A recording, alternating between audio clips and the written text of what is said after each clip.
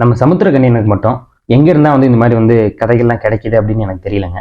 தேடி தேடி போய் எங்கெல்லாம் கருத்து சொல்லக்கூடிய படமா இருக்குமோ அந்த படத்துல தேடி சூஸ் பண்ணி நடிக்கிறாரு.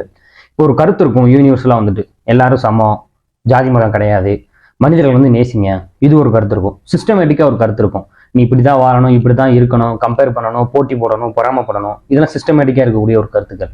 ஆனா மனுஷன் வாழ்ந்துட்டு இருக்குது இந்த சிஸ்டமேட்டிக்கான ஒரு கருத்துக்குள்ளதான். இந்த யூனிவர்சலான கருத்து இருக்குல்ல, இந்த சமம், ஈக்குவாலிட்டி பேசக்கூடிய இந்த கருத்துக்குள்ள பிராக்டிக்கலா மனுஷன் உலாவுறது பாத்தீங்கன்னா உளவியல் ரீதியாவே மனுஷனுக்கு பெரிய சிக்கலை உண்டாக்கிட்டாங்க. இது தலைமுறையா வந்துகிட்டே இருக்கு. நம்ம சமுத்திரக்கனியன் படத்துல பேசக்கூடிய கருத்துலாம் பாத்தீங்கன்னா அந்த யூனிவர்சல் தாட்ல பேசக்கூடிய விஷயம். எல்லாரும் சமம், நம்ம இப்படிதான் இருக்கணும், மனுஷங்க நேசிக்கணும், நம்பிக்கையை உருவாக்கணும், இந்த மாதிரி கருத்துக்களை தான் அவருடைய படத்துல பேசுவாங்க. இந்த படமும் அதே மாதிரி ஒரு கருத்தை பேசக்கூடிய ஒரு படம் தான். அதுதான் திருமாணிக்கம். இந்த படத்தினுடைய கதையை ஒரு ஒன்லைன்ல சொல்லலாம் அப்படின்னு பாத்தீங்கன்னா, மாணிக்கம் அப்படின்னு ஒரு சாதாரண மனிதர் அவர் எப்படி திருமாணிக்கமா மாறினாரு அப்படின்றத ஒரு ஒன்லைன். மற்றபடி படத்துல இந்த ட்விஸ்ட் இருக்கும், நம்மள என்கேஜ் பண்ணும், விறுவிறுப்பா இருக்குமா அப்படின்னு கேட்டீங்கன்னா இந்த மாதிரியான படங்கள் அந்த விஷயங்களை பண்ண தேவை கிடையாது. நம்மள பொழுதுபோக்கு தான், என்டர்டைன் பண்ணுதா அப்படின்னு கேட்டீங்கன்னா இந்த மாதிரியான படம் அந்த விஷயத்தையும் பண்ண வேண்டிய அவசியம் கிடையாது. ஆனா நம்ம லேசா மனசை டச் பண்ணோம். அப்படி டச் பண்ணக்கூடிய படம் தான் இந்த படம். மோஸ்ட்லி இந்த மாதிரி நல்ல கருத்தை எடுத்துக்கிட்டு அதை தாங்கி பிடிச்சி அதை பேஸா போட்டு டிராமாவா பண்ணக்கூடிய படங்கள்ல நம்மளுக்கு என்கேஜிங்கா இல்லைனாலும் பொழுதுபோக்கா இல்லைனாலும் நம்மள மனசை டச் பண்ற படமா இருந்துச்சுன்னு சொன்னா நம்மளுக்கு பிடிச்சி போயிடும். மோஸ்ட்லி சமுத்திரக்கனியன் பண்ற படங்கள் எல்லாமே பாத்தீங்கன்னா அந்த மாதிரியான ஒரு டெம்ப்ளேட்ல தான் இருக்கு.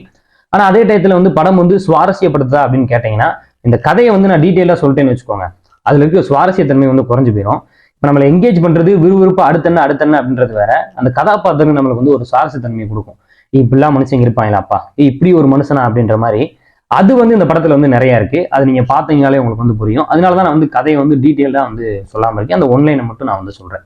பாரதி ராஜா நடிச்சிருக்காரு, நம்ம அனன்யா நடிச்சிருக்காங்க, நாசர் நடிச்சிருக்காரு, இளவரசன் நடிச்சிருக்காங்க. இவங்கெல்லாம் நல்ல முக்கியமான கதாபாத்திரம் நடிச்சிருக்காங்க. சமுத்திரக்கனி அவர்களை தாண்டி இவங்க எல்லா பேருக்குமே படத்துல பாத்தீங்கன்னா நிறைய ஸ்கோப் இருக்கு. விஷால் சந்திரசேகர் மியூசிக் வைஸா பாத்தீங்கன்னா ஒரு சில இடங்கள்ல ஓரளவுக்கு ஃபீல் குட்டாவே பண்ணியிருந்தாரு.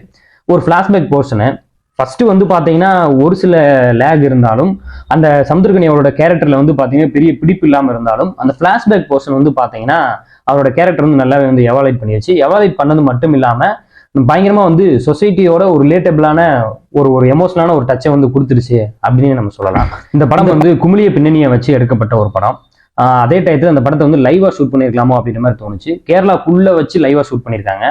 ஆனா இன்னும் கொஞ்சம் இந்த கம்பமட்டு போலீஸ் ஸ்டேஷன் இதெல்லாம் காட்டியிருக்கலாம், இன்னும் கொஞ்சம் லைவா காட்டியிருக்கலாம். ஏன்னா நான் இருக்கிற ஊரு கம்பம். நான் கம்பத்துல இருக்கிறேன்னா நான் இந்த கண்டிப்பா கும்பிடிக்கு நான் இப்ப வாரம் எப்படின்னா ஒரு நாள் போயிட்டு வருவேன். இந்த கம்பமட்டு போலீஸ் ஸ்டேஷன் இதெல்லாம் எல்லாத்தையுமே நான் பார்த்திருக்கேன்.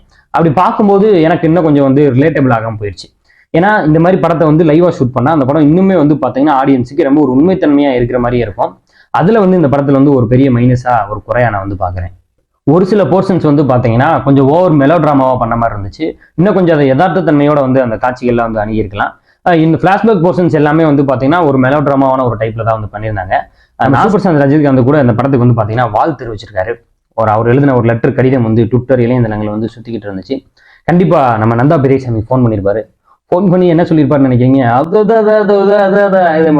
பண்ணிருக்க அப்படின்னு தான் சொல்லியிருப்பாரு.